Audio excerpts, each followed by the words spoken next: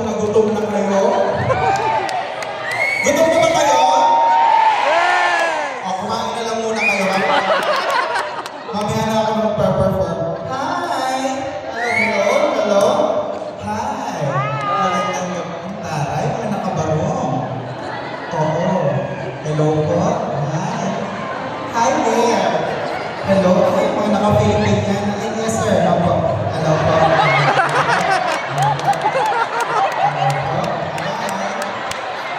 Oo, ang layo ng lakad ko simulado. Hello, ayan. Ay, magandang gabi po. Anong department kayo? House decisions. Okay. Sa inyo, awardees. Okay. Parang nawawala yung mic.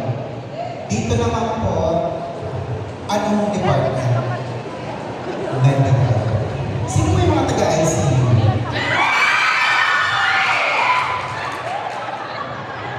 Dapat pag ICU seryoso. Nandun lang namang seryoso.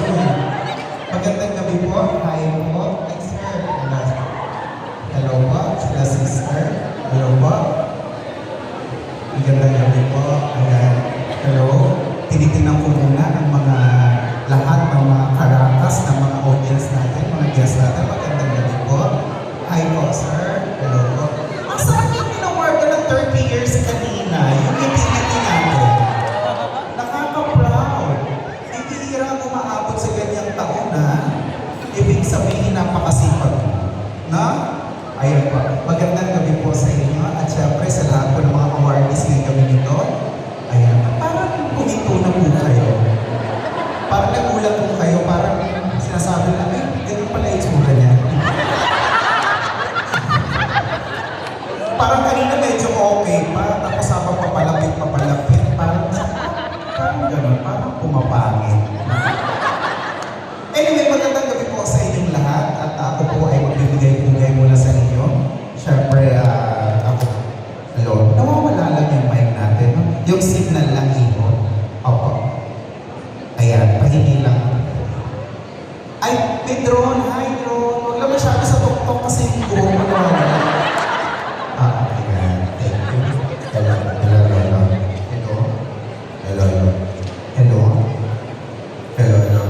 Hello. Kuya, bakla mo yung mic. Hello. Ayan. Natagal lang kami natin. Ayun, maraming salamat po. At syempre, sa lahat po ng mga awardees ngayong gabi nito, maraming salamat sa kayo ay na-awardan.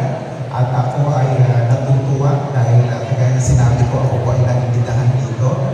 Isang hamak na baka sabihin niyo po, minsan lagi ko pong inaano kasi lahat po ng roles ko sa television ay puro pampaling, puro pampakla. Baka iniisip niyo na gano'n po talaga ako. Oo, katunayan kasama ko pong ating may bahay ngayon. Nandiyan po si Josie. Mahal na mahal kita, Josie. Tuloy na paalam sa dito.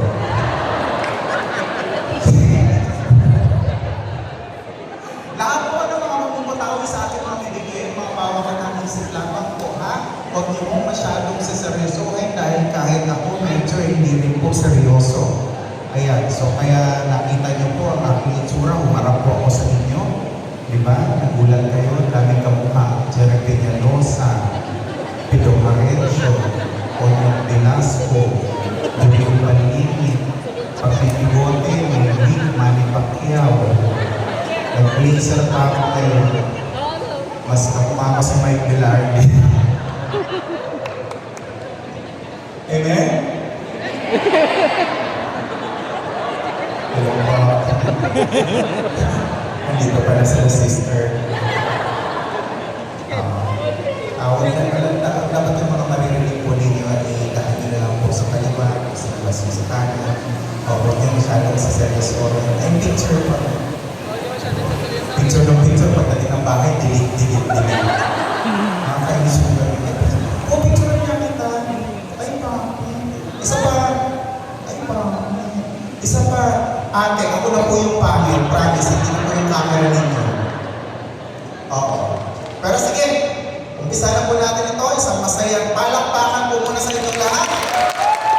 At DJ Pinot, kakanta mo na ako para pampalusin up kasi mahirap, mga nakabagong kayo, naka-stick talaga kumilos dyan. Mahirap talaga mga relax-relax dyan. Kaya ito po, para sa inyong lahat.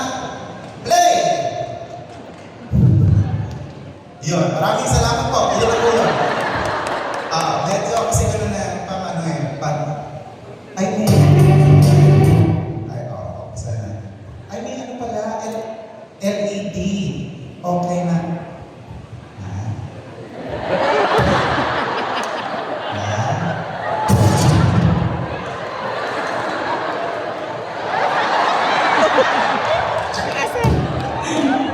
Okay naman sa pagkakao sa iyo. Yung ilong ko! Mamaya eh. Ay, sino po yung mga ano dito? Sino po yung in charge sa mga nagda-dialysis? Ayun, sila yung mga nag-aano ng aparato ng machine.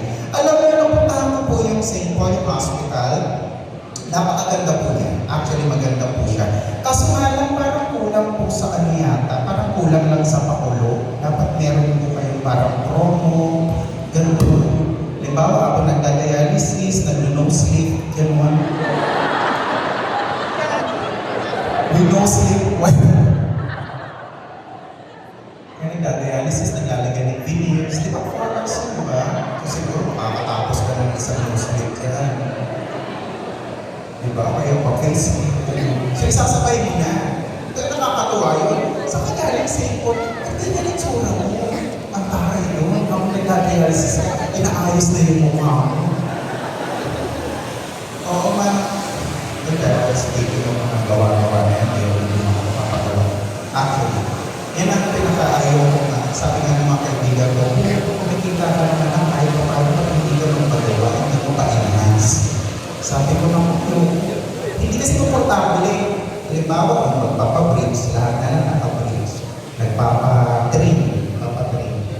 Gusto ko magpapagawa ako lang yung sarili ko. Ganon. Mag-isa lang talaga ako. Ang plano ko, papagawa ko rin yung ilong ko. Siguro feeling ko sa mga surgeon, alam ito, no? Gusto ko yung method, dalawang butas, yung nasa gitna, tatanggalin. Yung ano lang, may pag-iba ka lang, isang malaking butas na tinulong ka lang.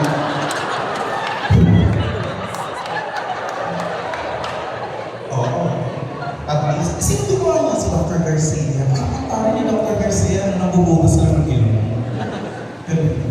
Pero yung mga ganyan-ganyan mga gawa-gawa, ayaw ko talaga. Oo. Naalala ko, may tsahin po ako. Ito ay, totoo po ito. Ang tsahin ko po sa Tita Molly, yun po ay umuuwi dito sa Pilipinas every 5 years. Sa Texas po siya nakatira. I mean, doon na po talaga siya. Uuwi lang siya rito, papakasyon, siguro mga 2 weeks, 1 month, tapos babalik na po ulit.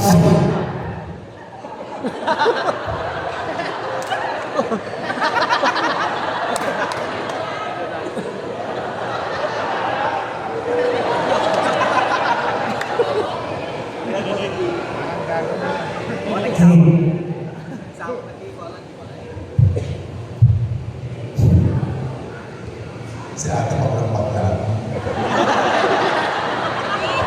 Kung bibigyan lang namin, kailangan may kilos pang gano'n. Pwede mo naman ibigay kasi ng diretso lang naman. Tumigil.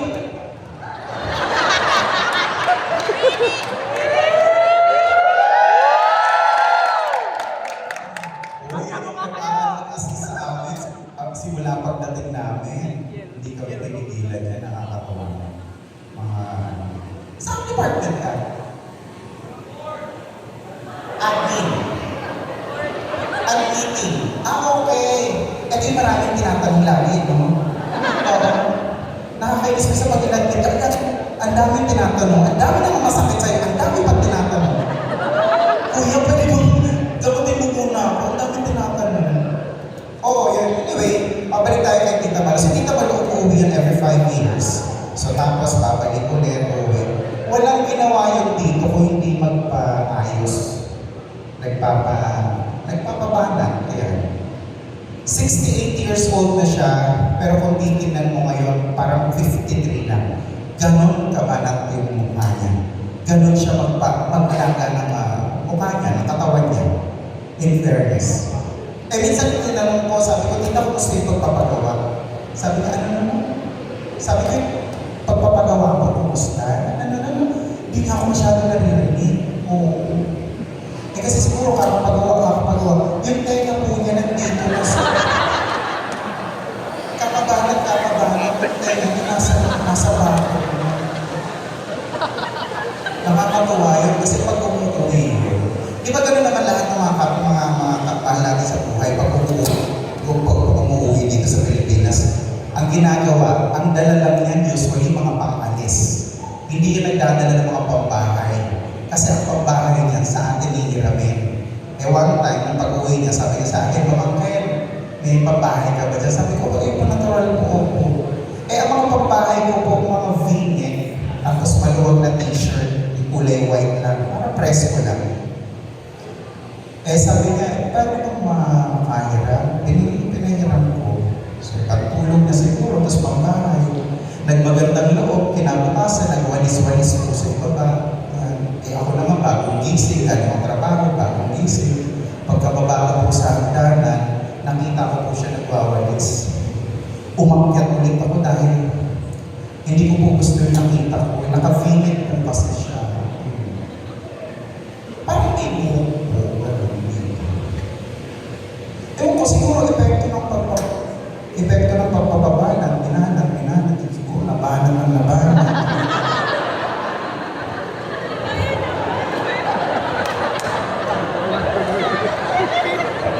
Kaya pala minsan nakikita ko pag umiihi, nakayunan lang po siya. Kasi nga, parang nabibili siya. 2:30, galing ako ng trabaho, galing ako sa comedy bar. 2:30, umuwi. 2:30, umuwi ako. Siguro mga 3:30, kumakatok. Pamangkin. Sabi ko, Tita Malu, bakit po? Papahinga na po ako. May tumatak. Hello. Kailan mo ubus ang mga mic natin? Isasama na natin sa raffle ito mamaya. Yan, okay na.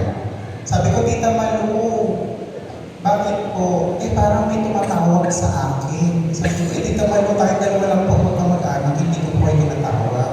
Hindi, meron talaga. Sabi ko, Tita Malu, matulog na po kayo. Siguro epekto ng pagpapagawa niya, parang nagbibigil. Hindi naman pala Malu. Di magbabalot, di ba pag malayo, magbabalot. So, akala niya Malu. Sabi ko, magbabalot po. Ganun ba? Kinabukasan nagpunta yung kanyang kababata, si Tita Mercy. Sabi sa akin, Oy, andyan daw si Tita Malu. Sabi ko, opo. Pwede ko ba, puntahan? Sabi ko, agkatin ko po. Huwag na. Tinawag sa bintana, Malu! Binuksan ng tita ko yung bintana, sabi niya, hey, daw pakain ng balog! Parang naguluhan na siya, in fairness. Pero sige, kanina pa ako chika, kakanta mo na ako para kumpleto yung bayad ko. Yung libre lang po ito, Sabi ko, sige, tapos!